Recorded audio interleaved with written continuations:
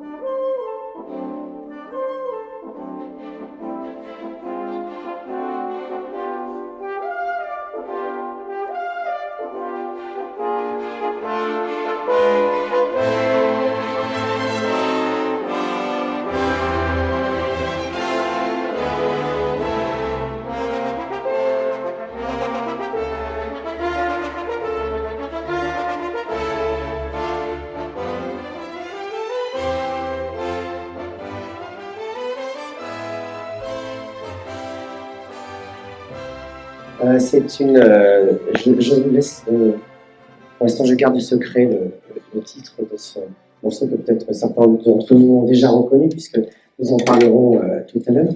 Donc je passe sans plus attendre et maintenant sans précipitation la parole à monsieur le vice-président de l'université, monsieur Capilla, pour l'introduction. Merci. Monsieur le professeur Jacques Lévy, directeur de la chaire Intelligence spatiale, mesdames et messieurs, en vos grades et qualités. Je suis heureux d'être parmi vous aujourd'hui pour célébrer la fête de l'intelligence spatiale. Permettez-moi d'abord d'excuser monsieur le président de l'université, Abdelhakim Artiba, qui préside en ce moment le conseil d'administration de l'université. Il nous rejoindra dès que l'ordre du jour sera épuisé. Pourquoi une chaire sur l'intelligence spatiale? Avant d'apporter quelques éléments de réponse, rappelons que, après le déclin de la sidérurgie, de la métallurgie et des mines, il fallait opérer une reconversion et avoir un véritable projet pour reconstruire les richesses de ce territoire marqué économiquement, socialement, écologiquement et culturellement par l'exploitation de la houille. L'avenir économique de ce territoire a été imaginé à partir d'un double constat. D'une part, l'histoire de l'université, de plus en plus proche de l'industrie et des collectivités territoriales, avec une véritable capacité de s'ouvrir sur le monde socio-économique. Et d'autre part, les entreprises qui ne pouvaient pas avoir d'avenir si les jeunes n'étaient pas formés à tous les niveaux. L'avenir de ce territoire, façonné par 3 siècles d'extraction de charbon, s'est donc construit en lien avec l'université, car elle répond à la réalité économique du territoire.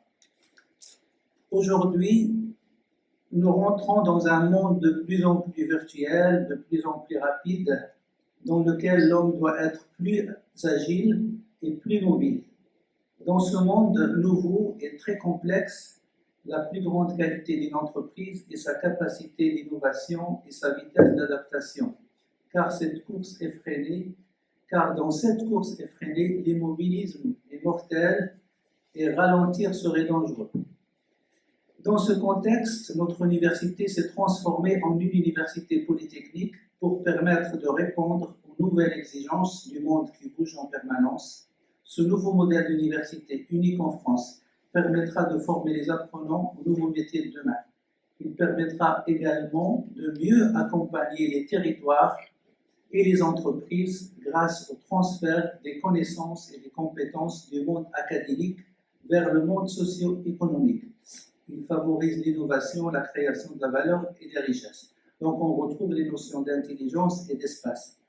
La chaire sur l'intelligence spatiale est partie prenante dans cet engagement sociétal qui irrigue notre quotidien. L'intelligence spatiale permet de décloisonner les disciplines, de la géographie par exemple jusqu'à la littérature.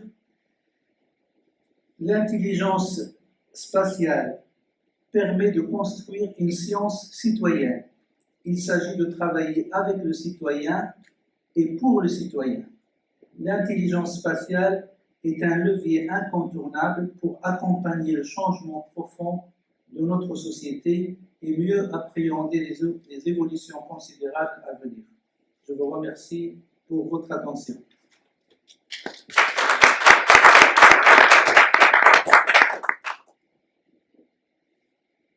Allez, le masque. Bonjour à toutes et à tous. Je suis très heureux de prendre la parole aujourd'hui, de prononcer un petit mot de bienvenue à cette fête de l'intelligence spatiale. C'est vrai que c'est pas très attirant, je suis l'administrateur provisoire d'un nouveau laboratoire de l'université, laboratoire qui va accueillir donc la chaire intelligence spatiale. Auparavant, j'ai été directeur du CRIS, et le CRIS désormais est un département de ce nouveau laboratoire.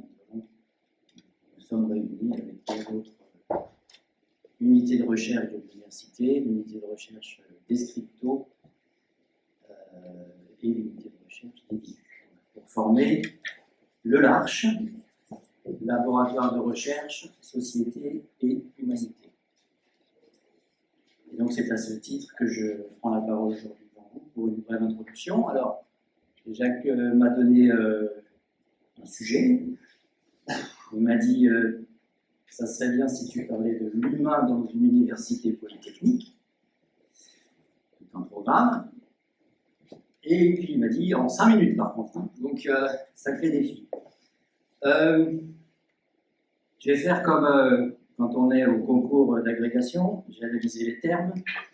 Et donc l'humain, que j'entendrai de façon large, c'est-à-dire l'humain et les sociétés humaines, c'est notre matériau de travail, de recherche, à nous les chercheurs en sciences humaines et sociales, puisque ce nouveau laboratoire accueille des chercheurs en économie, en droit, en gestion, en géographie, en histoire, en sciences de l'information et de la communication, en lettres, arts, linguistique, donc les sciences humaines et sociales et les humanités. Donc nous sommes à peu près 140 chercheurs, une centaine de doctorants, avec une grande diversité de questionnements, de méthodes. Il y a ceux qui ne peuvent concevoir de poser des questions de recherche sans avoir de méthode pour y répondre. Du coup, parfois, leur questionnement leur semble un peu modeste, mais c'est pour pouvoir y répondre, en quelque sorte. Il y a ceux qui considèrent que le plus important, c'est de poser des questions et que y répondre est le plus important. On trouve tout ça dans notre laboratoire. Ceux qui partent de réponses formulées par d'autres pour les décortiquer, pour les démonter, ce sont plutôt les juristes qui font ça. Ils s'emparent des textes de loi en montrent la logique, qui en montrent les contradictions. Vous avez des théoriciens, des empiristes. Vous avez des chercheurs qui sont à la recherche de régularité statistique, de faits stylisés, et en même temps des chercheurs qui cherchent le rare, l'exceptionnel, pour pouvoir prouver que ça existe. Bref, une grande diversité d'approches, de questionnements, et que je pense on retrouve aussi dans la chaire intelligence spatiale. L'humain et les sociétés humaines présentent de multiples facettes pour nos disciplines.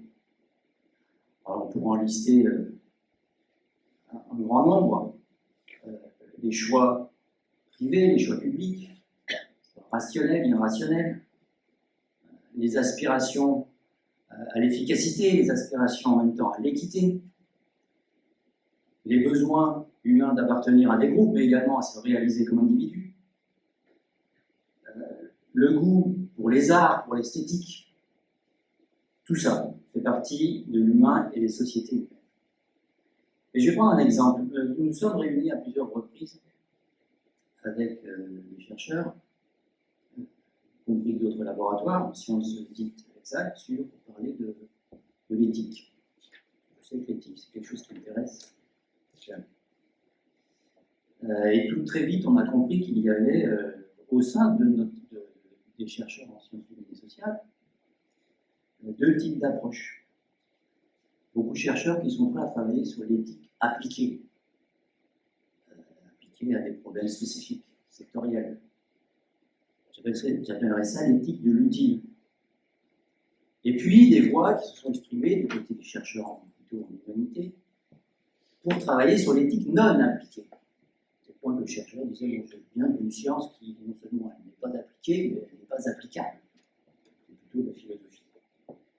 Donc éthique de l'inutile, en quelque sorte. Alors c'est très intéressant ça parce que pour notre laboratoire, qui désormais a un spectre très large de disciplines, à la fois les sciences de la société, mais également les humanités, c'est très intéressant, mais du coup c'est un sacré défi. Je ne sais pas si vous avez remarqué, mais nos sociétés parlent de l'utile et de l'inutile, les affaires publiques, les affaires privées, ça serait l'utile, et puis l'art, l'esthétique, ça serait l'inutile. Et quelque part, c'est typique de notre époque. Si on se reporte un petit peu, même pas mal en arrière, dans les sociétés antiques, savez-vous comment on appelait loisir? On l'appelait l'otium. O-T-I-U-M. Moi, je rapprocherai ça de l'inutile. D'accord?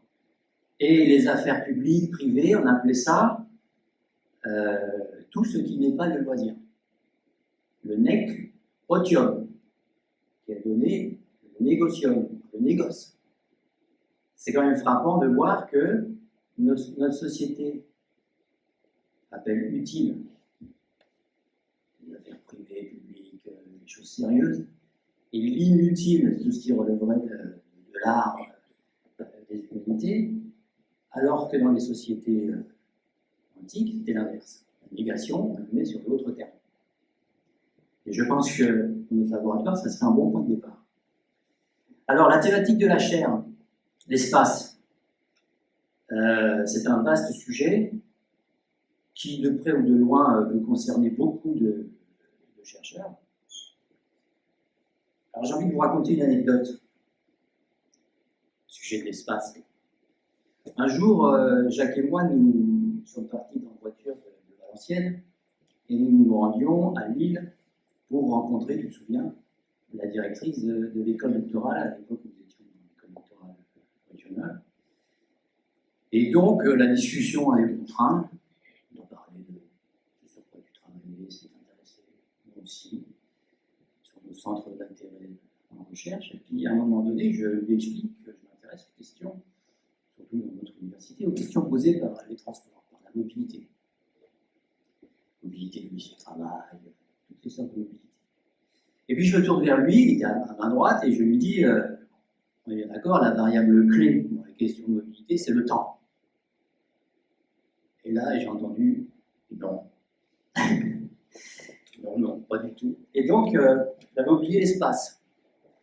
Et ce bref échange, à mon avis, illustre tout l'intérêt qu'il pourrait avoir à dialoguer entre la chaire et notre laboratoire sur ces questions de société, ces questions humaines aussi, le temps, l'espace. Et ce n'est pas étonnant qu'il y ait des avis différents ou des approches différentes. C'est une hétérogénéité entre les sciences humaines et sociales qui n'est parfois pas bien perçue, ou parfois mal perçue, parfois aussi du côté des sciences dites exactes, mais c'est une richesse de nos disciplines. On n'a pas à être d'accord sur tout, on a surtout à faire de l'interdisciplinaire et dialoguer. Donc Jacques, je te redis ma curiosité d'en apprendre plus sur le lien entre l'espace, les espaces et le temps. Ça s'applique à plein de problèmes humains. Il suffit de penser au changement climatique, par exemple. Mais je ne vais pas en dire plus, je vais m'arrêter là. Sinon, je vais déborder. Qu'il me soit permis simplement de conclure par une invitation à l'intelligence spatiale, en finissant par une citation de Pierre Desproges. L'intelligence, c'est comme les parachutes. Quand on n'en a pas, on s'écrase. Alors, il vaut mieux être intelligent.